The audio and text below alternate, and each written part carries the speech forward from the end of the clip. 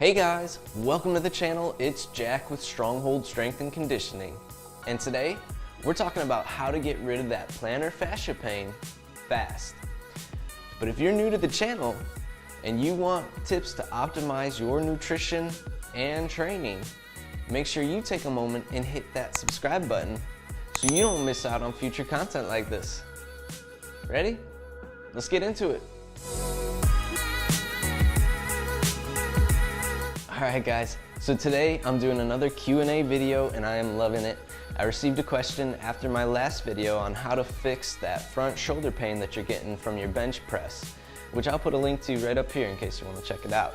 But the question went, do you have anything to fix that or relieve that pain from plantar fasciitis, help heal it?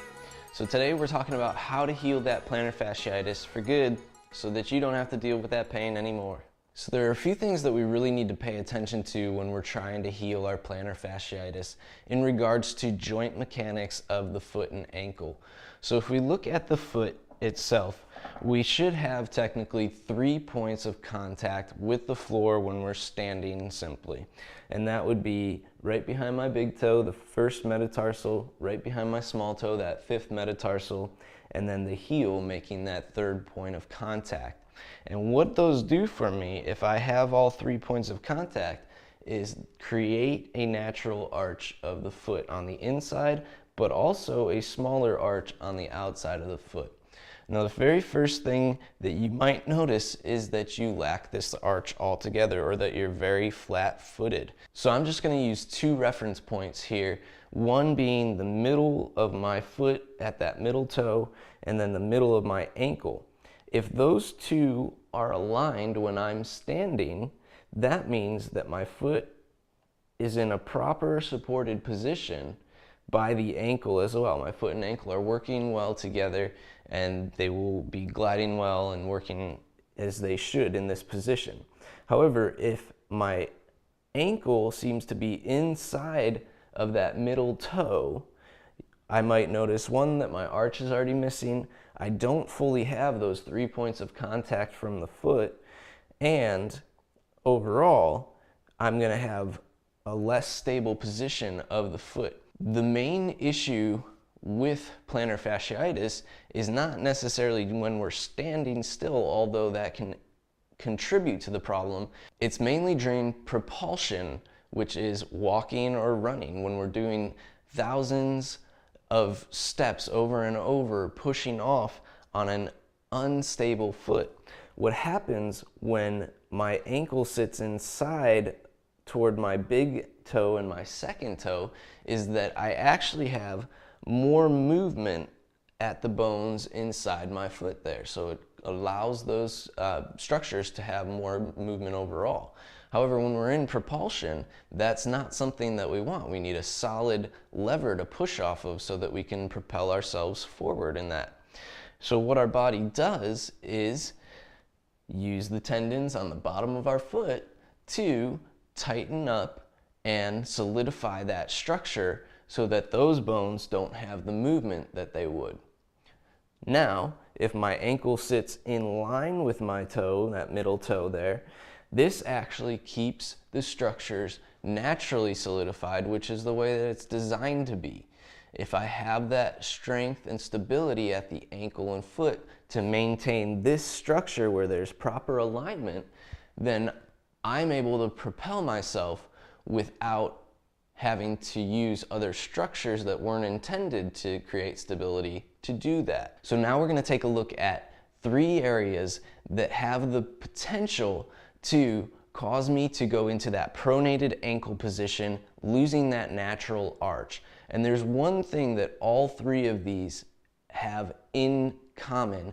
It's the fact that my feet begin to turn out naturally when in propulsion.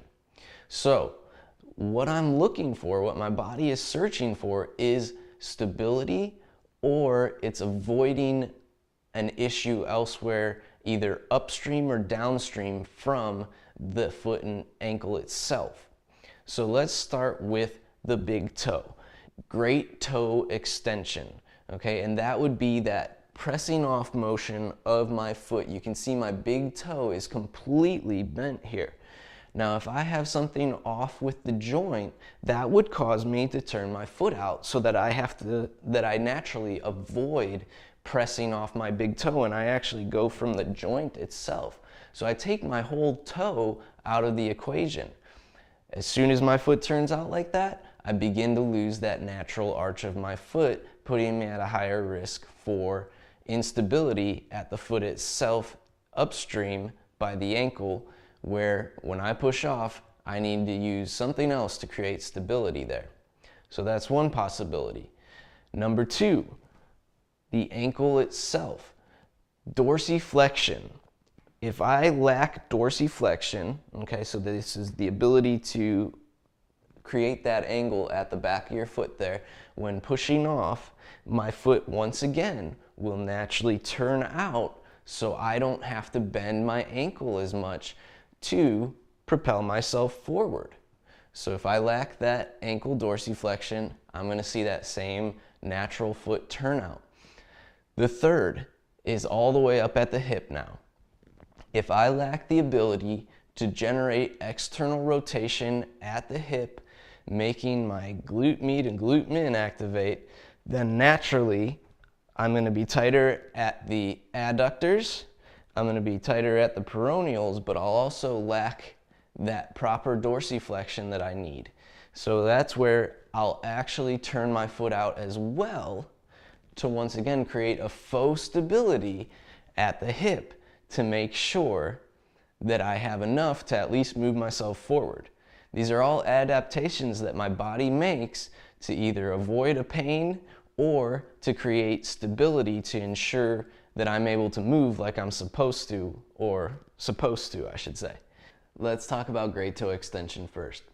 So in order to make sure that I'm able to maximize my great toe extension, I first want to take a look at the alignment of my toes. Okay. Now if I look at my foot, I want to see that my toe generally makes a straight line all the way into, you should see the tendon that runs from the front of the ankle, and it should seem to run right into that tendon overall. Now if it's turning in a little bit, you might have the start of a bunion. And this is one of our body's ways of saying, I lack great toe extension, I need to find a new way to move, so I'm going to start to move my toes and adapt out of the way. One way we can start to counter this is actually by working on our toe spacing to begin with. So it's a pretty simple thing where I'm going to stick my fingers right in between my toes there, and I'm going in so my toes are as deep as they can fit between those fingers, and I'm gripping my foot as a whole. And I'm going to just start by spacing my toes like this. Now I can add a little bit of bend here at the toes. I can kind of play with the arch of my foot naturally to begin with there. But I just want to do that to set the tone of, okay, I need to loosen up here at the foot a little bit. And believe it or not, I can actually create space at the toes if I do this regularly enough to make sure that I maintain a good alignment. You'll already see that when I started, my toe was angled inward more. Just after doing that little bit right there, it's already opened up some where I have that better alignment of the toe. Now the second part I want to follow up with is a simple movement where I'm going to tuck the toes under into that great toe extension position, and I'm going to sit right to those heels. Okay, butt to heels, even going in a little bit between if I'm able to, but sitting up as tall as I can, making sure I'm right over those heels, and just letting myself relax into this position as much as possible. Now anytime you're doing mobility, you do want to make sure that you give it about 2 minutes at a minimum, because that's where we see change truly happening in our bodies after that 2-minute point. So 2 minutes or longer and you'll be good to go on that one. Second, we want to address what's going on at the ankle itself. So what I'm going to do to begin is take that band and place it at the front of the ankle where it meets the foot, and I'm going to step out so I am in that propulsion position. Okay, and I want to make sure that I have enough tension on that band in this position that I can feel it pulling that joint back into place there. Now I'm taking a nice deep step out front, keeping both legs straight, flexing my quads, flexing my glutes, and I should feel all 3 points of contact from my back foot that we talked about. So that first, fifth metatarsals, and then that heel. I'm also going to take that front leg and I'm going to walk it across the front of my body. That should naturally help bring me into the ankle positioning that we truly desire when we're propelling ourselves forward. So I'm actually going to feel some more activation through maybe my smaller toes here as well. I should naturally have that arch and that alignment of the ankle into the midfoot just by bringing that front leg across, so I have my legs slightly crisscrossed in here. What I'm going to do is once again spend about 2 minutes in this position, just allowing that band to settle in and pull at the ankle there so that I am restoring that dorsiflexion of the ankle altogether. Then we're going to take our softball into action here. And what I want to do is, from a kneeling position, I'm going to place it right up at the back of the knee, where my hamstrings are inserting at the back of the knee and my calf is inserting at the back of the knee. And this is actually a tight area for a lot of people. But if we think of the musculature and the tendons, this is everything that's running down into where I'm getting a lot of that plantar fascia pain. These are the muscles that are creating stability when they shouldn't have to. So what I want to do is release those tissues. And I'm just going to drive my knee with my ankle in line with my middle toe, just like we said from the beginning. I'm going to drive that knee over the toes. And what I want to do is just kind of let that ball sink into those soft tissues at the back of the calf. Now this might be pretty intense at first. You might have to do some nice deep breaths while you're doing it. But take your time, let that ball sink in. Try not to resist the push of the ball into the tissues. And as you go into that 2 minutes, you're going to feel that ball going deeper and deeper into those tissues, and those tissues relaxing more against the pressure of that ball. As soon as you're done with that, you should already have improved dorsiflexion of your ankle just from that mobility alone. All right, the hip, the overall driver of the chain. When it breaks down, you're at risk of all the other issues that start to form down below. So if we don't have strength at the glute med and the glute min to create stability at the hip by creating torque, and this is external rotation of the hip. When I externally rotate the hip, you should be able to watch my knees turn out. I can feel my glutes tighten up on my pelvis, and I get those dimples at the back of my butt there. And today we're going to show it in a position where it mimics the propulsion when we're walking. So we want to do it from a lunge position here.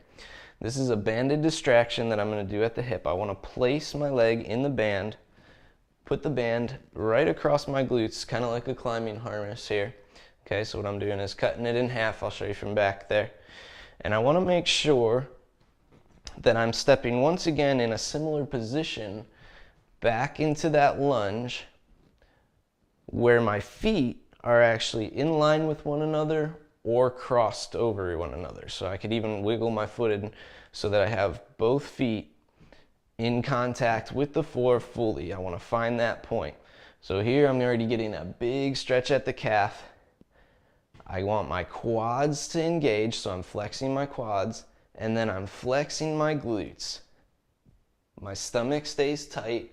I want to practice this nice tall position, getting that big stretch through the calf as I keep that heel driven down to the floor on the back foot with everything tight upstream, tight quads, tight glutes, tight abs. That position itself is going to mimic the whole chain in motion during propulsion when I'm pushing off, which is exactly why we want to be working in a position like that. There you guys have it. Instability at the foot or ankle causing a pain as a result of weakness or instability upstream or downstream from that joint itself. The pain is not the problem, it's simply a signal letting you know that there's something going wrong. Fix the movement patterning altogether and you fix the problem. These are the mobilities that'll take you in that direction. If you guys like this video today, please let me know by clicking that button down below and leave a comment letting me know how long you've been dealing with plantar fasciitis. Test these out, come back, leave another comment letting me know how they worked for you. If you haven't yet, please take a moment and hit that subscribe button so you don't miss out on future mobility and nutrition to maximize your training efforts in the future. And if you need something a little bit more tailored to you, please take a moment, stop by the website. I'll put that link down below in the description. We've got a free hour for you just waiting that we could just spend reaching your goals, or take a moment, fill out that coaching application, and we'll have you headed in the right direction in no time. Thank you guys for watching today. We'll see you next time.